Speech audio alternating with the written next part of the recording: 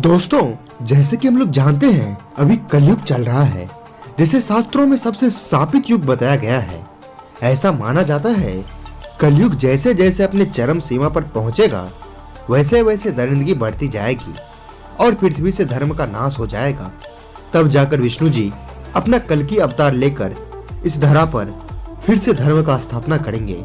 लेकिन हम आपको अभी कुछ कृष्ण जी की भविष्यवाणी जो उन्होंने पांडवों को बताए थे उनके बारे में बताएंगे। बात यह है, जब द्वितकिरा में पांडव अपना सब कुछ हार कर जंगल जा रहे थे, तब वे कृष्ण जी से मिले थे और उनसे पूछा, हे वासुदेव, हमारे मन में एक प्रश्न उठ रहा है, क्या आप उसका समाधान करेंगे?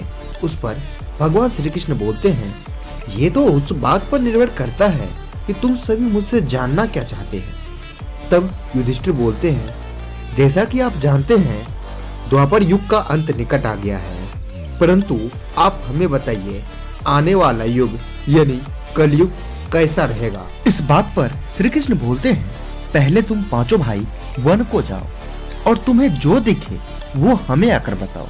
तब पांचों भाई जंगल गए और सारे अलग अलग दिशा में गए।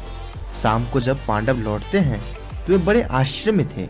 सबसे पहले युधिष्ठिर ने 2 सूंड वाले हाथी को देखा। अर्जुन ने एक पक्षी को देखा जिसके पंख पर वेद की ऋचाएं लिखी हुई थी, परंतु वे मरे हुए जानवरों का मांस खा रहे थे। भीम ने देखा एक गाय ने एक बछड़े को जन्म दिया है, परंतु उसे उतना चाट रही थी कि उस बछड़े के शरीर से खून निकल रहा था।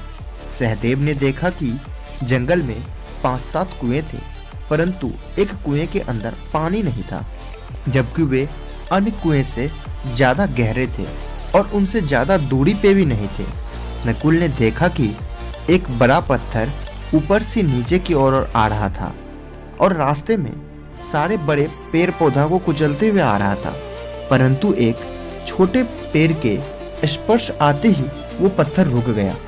तब युधिष्ठिर बोलते हैं, हे वासुदेव, हमने जो देखा वो आपको बता दिया, कृपया आप हमको इसका अर्थ बताइए।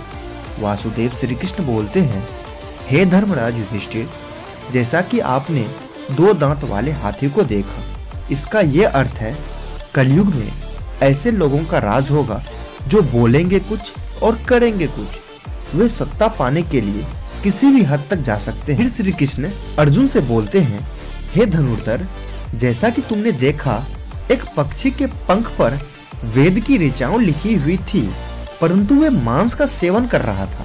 इसका अर्थ यह है कि कलयुग में वैसे लोग रहेंगे जो बहुत ज्ञानी होंगे, पंडित होंगे, परंतु उनके आचरण राक्षस जैसे होंगे। वे दूसरों का धन हमेशा लेना चाहेंगे। वे जाति धर्म से भेदभाव करेंगे। अर्जुन के बाद श्री कृष्ण भीम से बोलते हैं, हे गदाधारी, जैसा कि तुमने देखा एक गाय अपने बछड़े को इतना चाट रही थी कि बछड़े के शरीर से खून निकल रहा था, उसी प्रकार कलयुग के माता अपने बच्चे पर इतना ममता बरसाएगी कि बच्चे का विकास ही रुक जाएगा।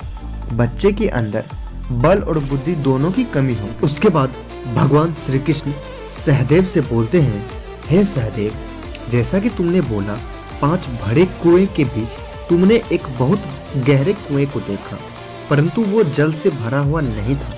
अर्थात कलयुग में अमीर लोग झूठे शान शौकत में बहुत सारा पैसा खर्च करेंगे, परंतु उसके पड़ोस में किसी गरीब को कुछ नहीं देंगे।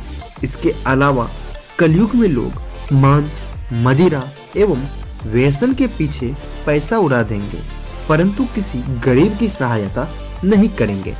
उसके बाद भगवान श्री कृष्ण नकुल से बोलते हैं, जैसा कि तुमने बताया एक बड़ी चट्टान अनेकों बड़े पैरों को कुचलते हुए नीचे की ओर आ रहा था, परंतु एक छोटे पेड़ के स्पर्श होते ही वो रुक गया। इसका अर्थ यह है, मनुष्य का मन धन दौलत से कभी स्थिर नहीं रहेगा। वो झूठे शान शोहरत के पीछे हमेशा भटकते रहेगा। अंत में वो विचलित होकर हरि नाम का जप करेगा, इससे उसका मन स्थिर हो जाएगा। धन्यवाद। यही सब चीज आजकल हमारे समाज में हो भी रही है, आप इस पे जरूर विचार कीजिएगा। धन्यवाद।